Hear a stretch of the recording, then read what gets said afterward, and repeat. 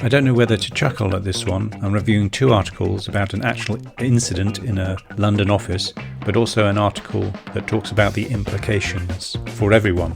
IT worker sued boss who marked problems with XX as she thought they were kisses.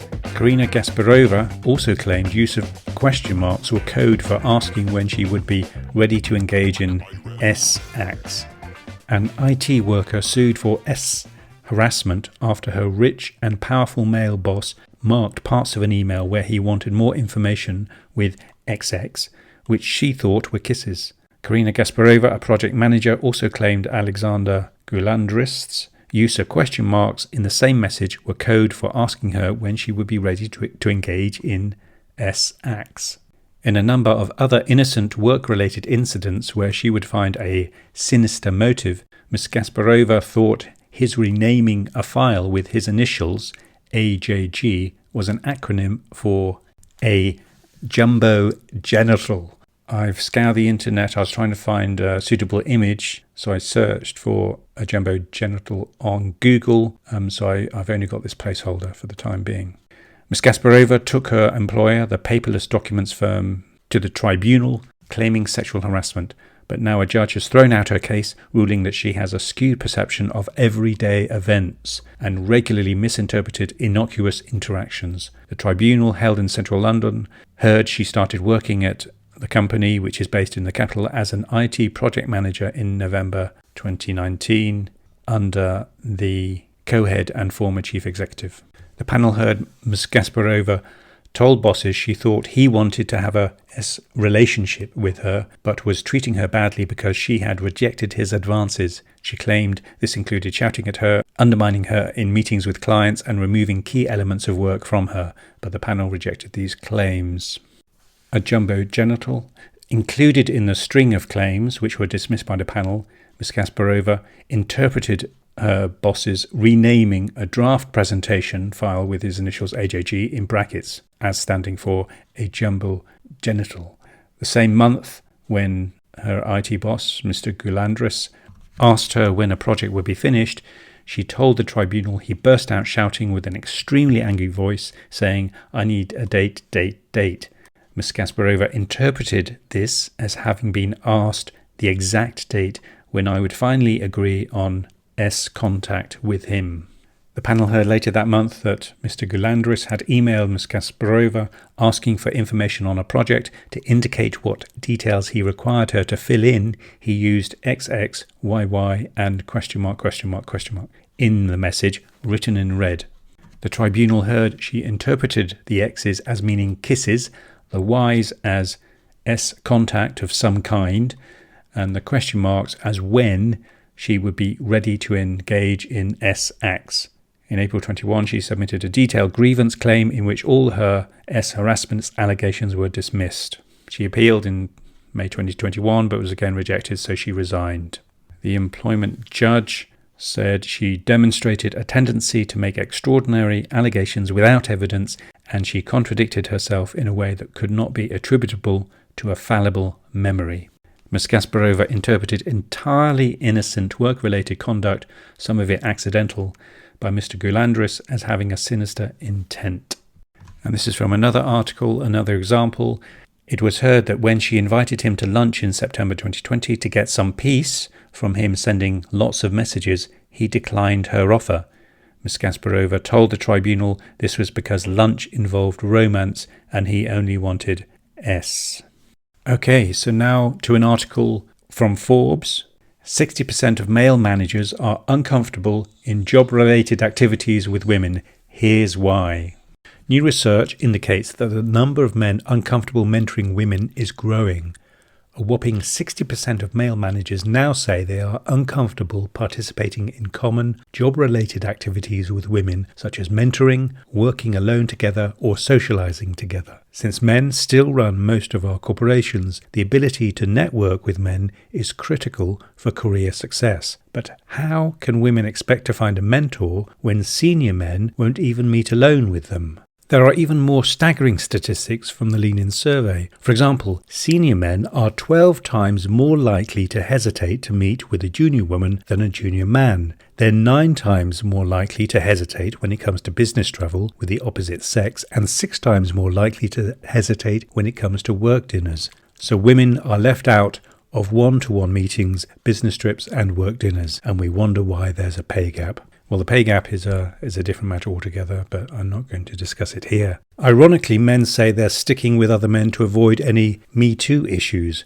but segregating by gender, who you meet with, who you mentor, who you go on business travel with, and who you dine with is also illegal. It's very clearly gender discrimination to favour men over women in these situations. So, in addition to harming women's careers, this strategy is also not the best route for men trying to avoid trouble from litigation. The writer obviously hasn't heard about Karina Gasparova. The article continues. Why men are avoiding women. Nonetheless, men are avoiding women, and it will undoubtedly impact women's careers. For years, women were focused on breaking through the glass ceiling to reach top management. Now, there's an additional barrier they must break through for career success. This invisible barrier, segregating the sexes at work, that I call the sex partition. As part of my own research on this sex partition issue, I investigated why men were reluctant to interact alone with women and found there were 5 primary reasons.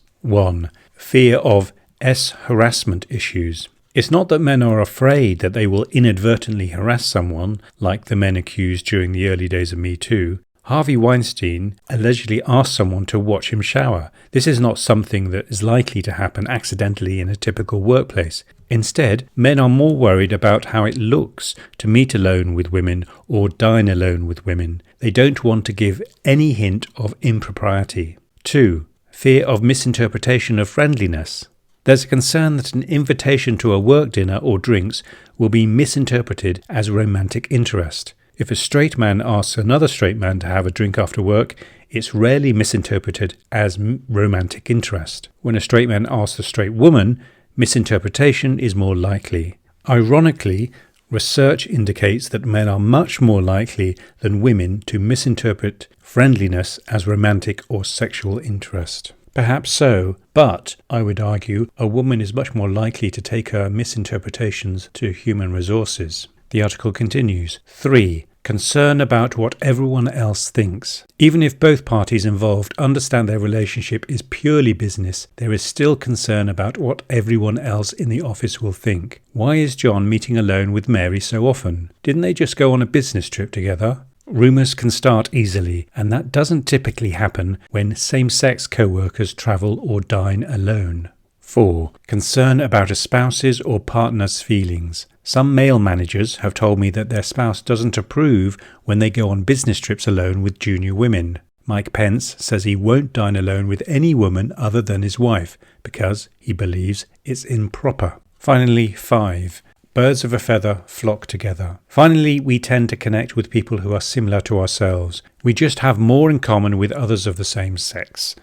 It may sound cliché, but 2 men can often strike up a conversation about a controversial play in last night's playoff game, and that simple conversation can then turn into a friendship that results in a mentor relationship. It's just harder for opposite-sex co-workers to find that common ground. These issues make it sound like all men and women at work are straight, and they're not. Unfortunately, there is not a substantial body of research on issues of gay men, lesbian women face networking, but there is some evidence that gay men face many of the same issues that women face in networking with senior male managers. Personally and anecdotally, I think it's down to the fact that men have to be very, very careful nowadays. They've either experienced difficulties, or they've seen colleagues or friends experience difficulties, or they've read about difficulties in the workplace, and there's so much on the line. You can lose your house, your reputation, your career, your relationships, and it's just not worth it. So I think that's probably the reason. I would guess that it's really fear of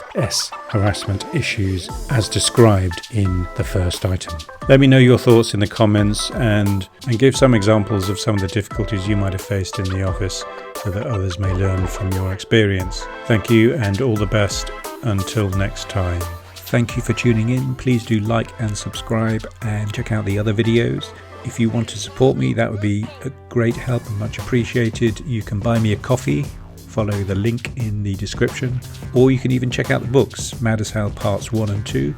Part 1 is the 899 days on bail before I was charged, and then Part 2 is the 7 months of the trial preparation before the case against me was dropped. The ebook and paperback is available on Amazon. Search for Mad as Hell by David M. Anderson, and you could probably go into a bookshop and they could order it from their systems as well.